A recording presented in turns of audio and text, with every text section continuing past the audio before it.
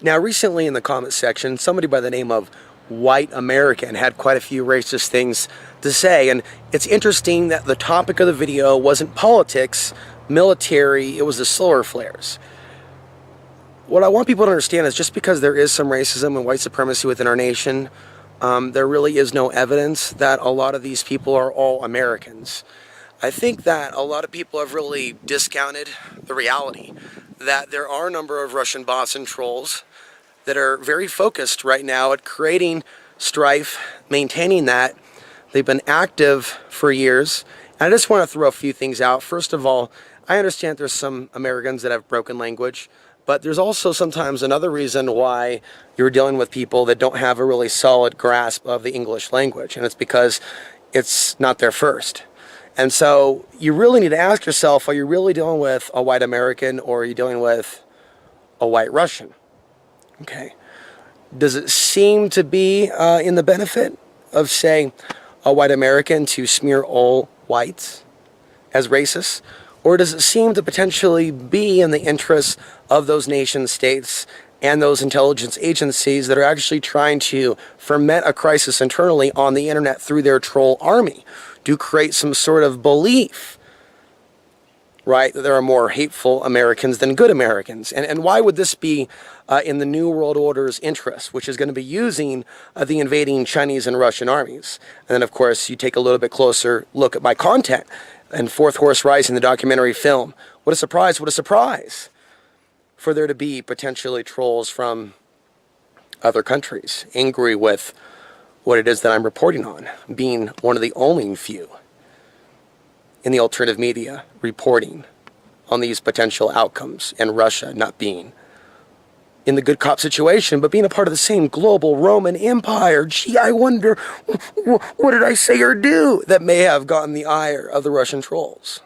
Let's also look back at 2012 when Liz Wall of Russia Today was going to have me on to talk about transhumanism after seeing a video of mine that she'd liked. Someone at RT intervened.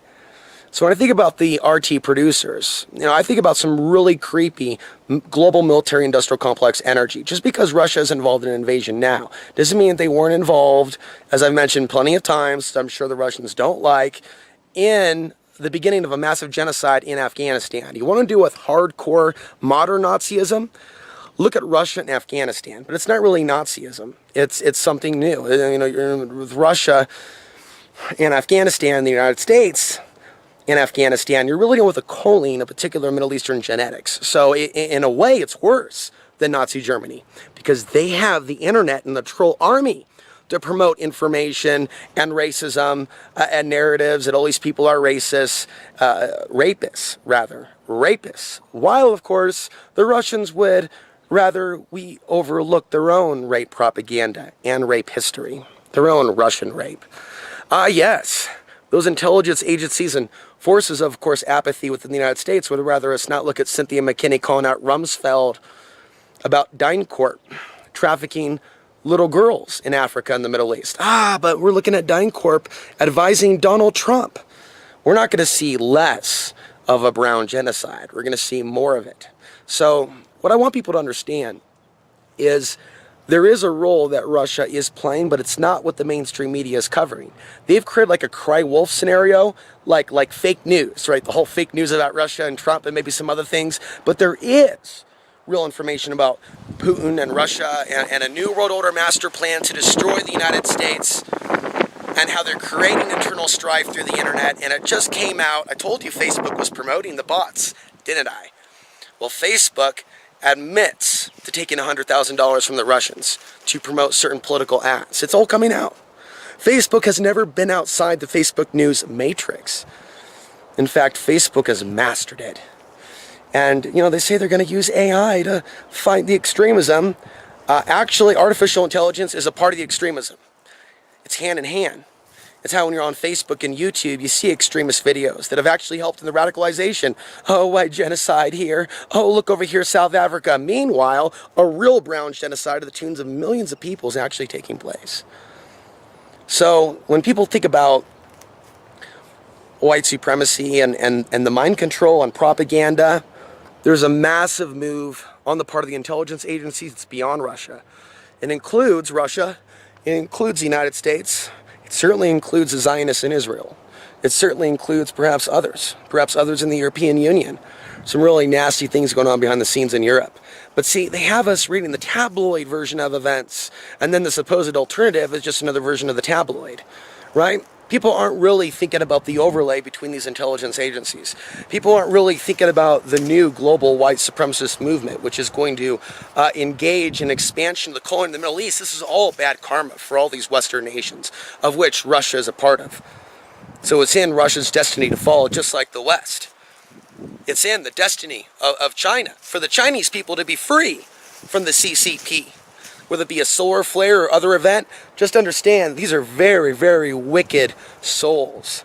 The very fact that there would be Russians, Americans, Israelis, others engaging in troll-like behavior, and also freelance Americans, right? It's like we're dealing with demons in human form.